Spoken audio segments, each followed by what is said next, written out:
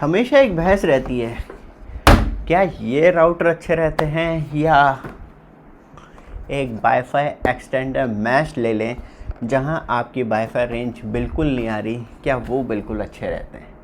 तो आज हमने TP-Link का मंगा लिया है मैश वाईफाई एक्सटेंडर और ये 1200 Mbps तक की स्पीड आपको प्रोवाइड करवाता है। और इसके आपको अभी प्राइस जानने हैं तो जैसे डिस्प्ले पर टच करेंगे तो ये प्रोडक्ट आपको देखने के लिए मिल जाएगा, क्योंकि ये प्रोडक्ट आपको डायरेक्टली एक्सेस देता है वायरलेस कनेक्टिविटी के लिए। और आपके घर में जियो एयर फाइबर लगा हुआ हो या एयरटेल एक्सेस स्ट्रीम फाइबर लगा हुआ हो तो वहाँ पे आप डायरेक्टली वायरलेस कनेक्टिविटी, जहाँ आपकी वाईफाई रेंज बिल्कुल मर जाती है कि कमरे में मैं जाता हूँ तो वाईफाई नहीं मिल पाता, तो इस एक्सटेंडर की सहायता से वहाँ पे भी आपको वाईफाई नेटवर्क पूरी अच्छी तरीके से मिल पाएगा। ये हो गई थियोरेटिकल बात, लेकिन तब हम बात करते हैं प्रैक्टिकली क्या आपको वो बेनिफिट मिलता है। बट आप हमारे चैनल पर फर्स्ट टाइम आए हैं, चैनल को सब्सक्राइब, वीडियो को लाइक कीजिए रेगुलर अपडेट के लिए, जिससे कि आपको लगातार अपडेट मिलती रहे। तो सबसे पहले 3 साल की वारंटी इसके अंदर मिलती है और इस पर जो प्राइस लिखा हुआ है वो 6,500 रुपये, बट इसकी जो रियल कॉस्ट है वो आपको बहुत ज़्यादा कम देखने के लिए मिल जाती है। तो डिस्प्ले पर टच करेंगे प्रोडक्ट दिख जाएगा आपको।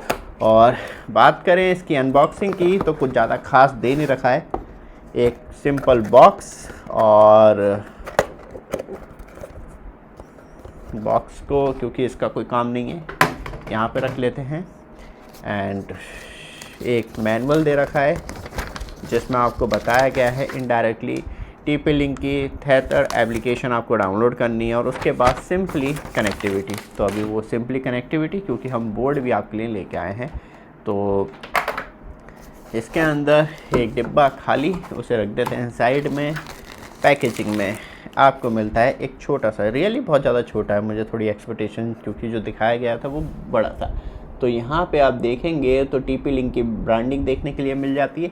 ये 2 बूस्टर एंटेन है जिससे कि आप ऊपर करके मतलब अपने हिसाब से सामने के साइड आपको नेटवर्क स्ट्रेंथ ज़्यादा अच्छी देनी है तो इस तरीके से। और ऊपर आप देखेंगे तो बटन मिल जाते हैं, यहाँ पे 3-4 इंडिकेटर दे रखे हैं। फर्स्ट पावर का दे रखा है, दूसरा सिग्नल का दे रखा है, तीसरा 2.4 गीगाहर्ट्ज़ का दे रखा है एंड 5 गीगाहर्ट्ज़ का दे रखा है। WPS का बटन दे रखा है जिससे डायरेक्टली TP-Link का राउटर है तो डायरेक्टली कनेक्टिविटी मिल जाती है।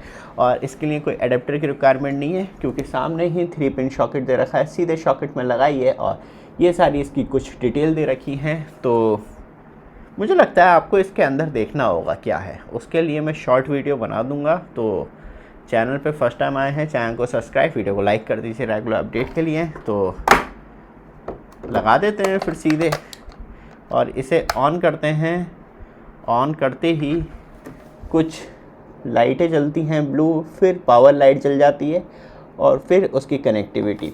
एक चीज़ बताना भूल गया था क्योंकि नीचे आपको ईथरनेट कनेक्टिविटी ऑप्शन भी मिलता है कि आप डायरेक्टली लैपटॉप जो है वो ईथरनेट के द्वारा और स्टेबल, और इससे आपको जो मिलती है वो कहीं ना कहीं रेंज बदल जाती है क्योंकि इससे तब आप बात की जाए तो लेन केबल मतलब RJ45 के द्वारा कनेक्टिविटी लेते हैं तो वहाँ 1200 Mbps, बाकी फिर ड्रॉप हो जाती है स्पीड क्योंकि फिर 5 गीगाहर्ट्ज़ पे जाते हैं तो 867 Mbps की, और 2.4 गीगाहर्ट्ज़ पे रहते हैं तो 300 Mbps की। ये थियोरेटिकल है लेकिन जो प्रैक्टिकल स्पीड है वो कम हो जाती है।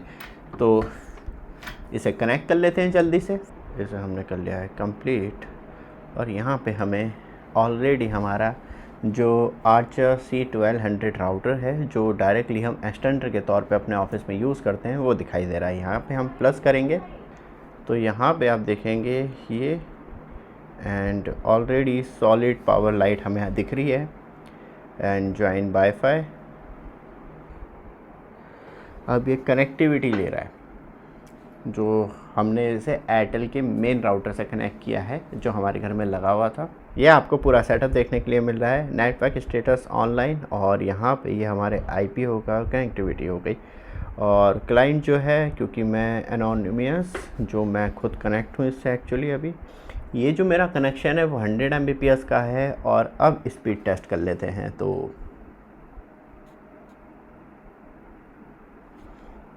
लेटेंसी 30 की आ रही है क्योंकि ये वायरलेस कनेक्टिविटी है और स्पीड जो है वो सिर्फ 4 Mbps की आ रही है।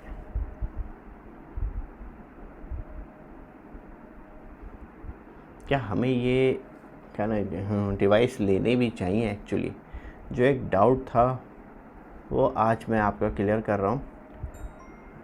लेकिन यही हम स्पीड जो है मेन एयरटेल के 6 गीगाहर्ट्ज़ से कनेक्ट करते हैं तो कितनी स्पीड मिलती है।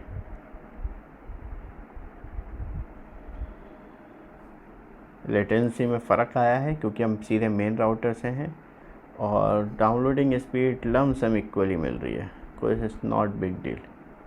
बट मुझे एक्सपेक्टेशन ये थी कि वहाँ पे मुझे डाउनलोडिंग स्पीड बहुत अच्छी मिलेगी।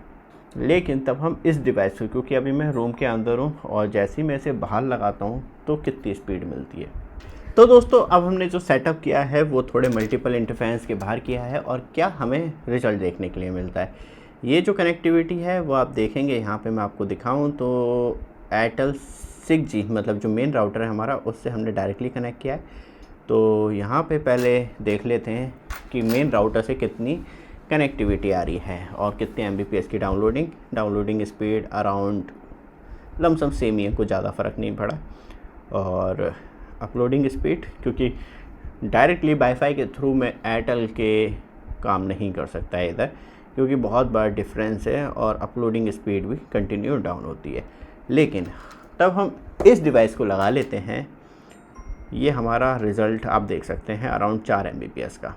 और अब हम कनेक्टिविटी जो है वो एयरटेल एक्सटेंडर जो हमने अभी ये वाला डिवाइस लगाया है और इसके थ्रू तब हम डायरेक्टली कनेक्टिविटी लेते हैं। तो अब पहले तो लेटेंसी देखेंगे, जो 35 थी वो 18-19 रह गई है, और जो स्पीड थी वो अराउंड 65 MBPS तक जारी है। और अपलोडिंग स्पीड